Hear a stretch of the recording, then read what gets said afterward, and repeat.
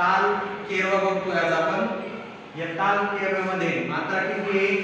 8। बघा मोजा आता हे अक्षर धा गे न ती न क धी न। आता अंक मोजा 1 2 3 4 5 6 7 8। बरोबर। किती मात्रांचा आहे हा? 8। मात्रा म्हणजे काय? ठोके। आता बघा याची माहिती काय दिली मी तुम्हाला। ह्या ताल केवढ्यामध्ये किती आहेत खंड? 2। खंड म्हणजे काय? विभाग, भाग 2 प्रकारचे। आता 1 पासून ते 4 पर्यंत किती दांडी आहे ना? ही रेष आहे। मग इकडे एक भाग आहे आणि इकडे एक विभाग आहे। खंड म्हणजे विभाग, विभाग म्हणजे भाग। ओके। मग इकडे 4 आणि पुढचे 4 मात्रांचे 2 खंड आहेत। ओके। त्याच्यानंतर याच्यामध्ये टाळ्या किती आहे? टाळी याच्यामध्ये फक्त एकच आहे आणि ती कुठे आहे?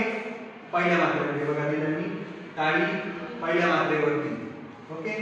पुढे बघा याच्यामध्ये कालामध्ये काल किती मात्रेवरती आहे? बघा बरं कुठे दिसतोय काल? नाव लिहिलंय का मी? किती मात्रेच्या खाली आहे? 5व्या मात्रेवरती। बरोबर। त्याच्यानंतर सम किती मात्रेवरती? सम नाव दिसतंय का कुठं? आहे नाही तर पहिलं स्टार्टिंगला सुरुवातीला जी तालाची पहिली मात्रा असते त्याला काय म्हणतात? सम। ठीक आहे। आता याचे आपण एकदा एक पट शिकू। हातावरती कसा वाजवायचा हे बघू आता। मी म्हणतो तुम्ही ऐका पाहिजे। धा गे न ती 4 मात्रा झाल्या ना? चला आता तुम्ही पण हातावरती ट्राय करायचा। धा गे न ती। परत एकदा हा कोणता भाग झाला? कोणता खंड आहे हा?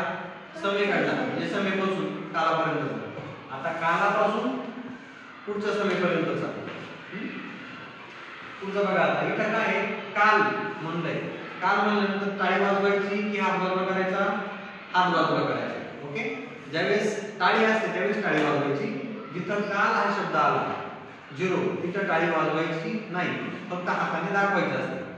तर मग बघा आता 5 पासून न क धी न। चला बघा न क धी न। परत एकदा न क धी न। आता पहिल्या मात्रेपासून पूर्ण तालून टाकू एक पट मध्ये।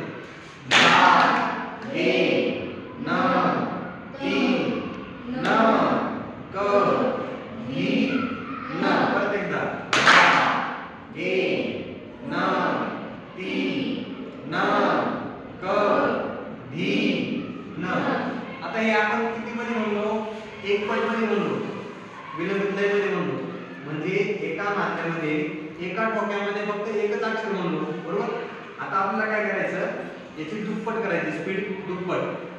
म्हणजे कितीपर्यंत? येईपर्यंत हा पूर्ण एक ठेका झाला पाहिजे। एवढे म्हणजे 8 पर्यंत मोजेपर्यंत हा दोनदा मानला गेला पाहिजे। एकदा मी मोजून दाखवतो तुम्हाला। हे 4 मात्रा, हे 4 मात्रा। बरोबर। धा गे न ती न क धी न। हा काय झाला? एक पट। स्पीड एक पट आहे याची।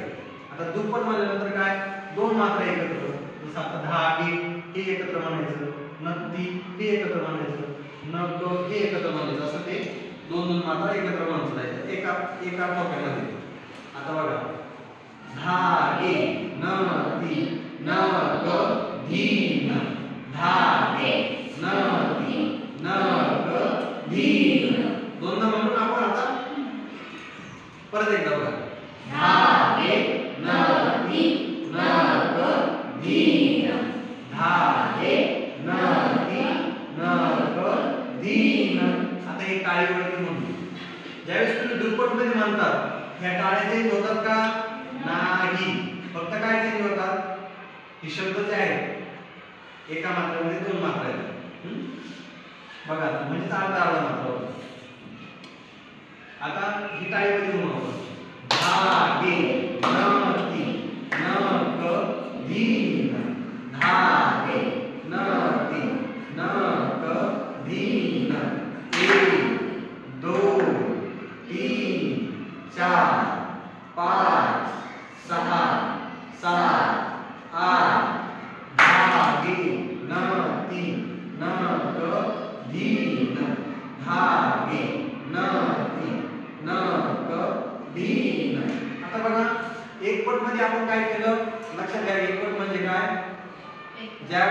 आपण एका ठोक्यामध्ये एका मात्र्यामध्ये ज्यावेळेस आपण एकच अक्षर घेतो त्याला आपण काय म्हणतो एक पट. पण ज्यावेळेस आपण एका ठोक्यामध्ये दोन अक्षर घेतो त्याला काय म्हणायचं आपण दुप्पट म्हणायचे. आणि जर एका ठोक्यामध्ये एका मात्रेमध्ये जर आपण तीन अक्षर घेतलं त्याला काय म्हणणार आपण तिप्पट किंवा तिगुण पण म्हणणार. आणि एका मात्रेमध्ये जर चार म्हणलं तर काय म्हणणार आपण त्याला चौपट किंवा चौगुण म्हणतात त्याला आपण हिंदीमध्ये चौगुण म्हणतो. आता परत एकदा आपण एकपट आणि दुप्पट घेऊ. चालेल? टाळी लक्ष द्यायचं. धा गे न ती न क धी. ही एकपट आहे. परत एकदा धा गे न ती न क धी न. आता दुप्पट धा गे न ती न क धी न. धा गे न ती न क धी न. धा गे न ती न क धी न. धा गे न ती न क धी न. आता चौपट करून बघू. चार अक्षर कोणते पहिले धा गे न ती. एका टाळीमध्ये एका मात्रेमध्ये चार आले पाहिजे. धा गे न ती न क धी. धा गे न ती न क धी. धा गे न ती न क धी. धा गे न ती न क धी. धा गे न ती न क धी. धा गे न ती न क धी. धा गे न ती न क धी. धा गे न ती न क धी. आता आठ पण म्हणता येईल का तुम्हाला? आता पहिल्या मात्रेपासून ते आठपर्यंत पहिल्या अक्षरापासून आठपर्यंत एका मात्रेत एका टाळीमध्ये आले पाहिजे. कसं आहे ते बघा. धागे नक्की न कधी न. धागे नक्की न कधी न. धागे नक्की न कधी न. धागे नक्की न कधी न. धागे नक्की न. धागे नक्की न कधी न. धागे नक्की न कधी. किती सोपं आहे ना? सोपं.